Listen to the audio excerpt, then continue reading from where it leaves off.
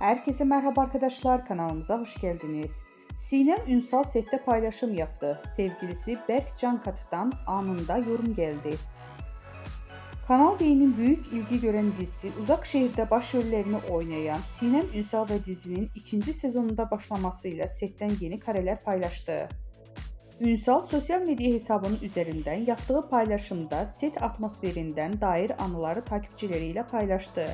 Bu paylaşım kısa sürede büyük beğeni toplarken sevgilisi ve aynı zamanda oyuncu olan Berk Cankat'tan anında bir yorum geldi.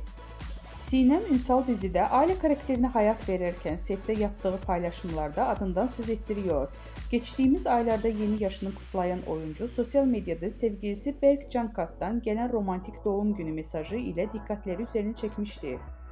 2 yıldır birlikte olan ünlü çift doğum günü mesajları sosyal medyanın kullanıcıları tarafından ilgiyle takip edildi.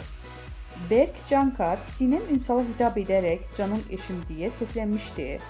Cankat'ın mesajında şunlar yazılmıştı: "Biricik yol arkadaşım, sevdiceğim, kıymetlim, neşem, gücüm, desteğim.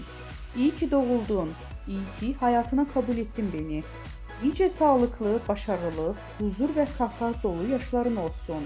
Hep yan yana."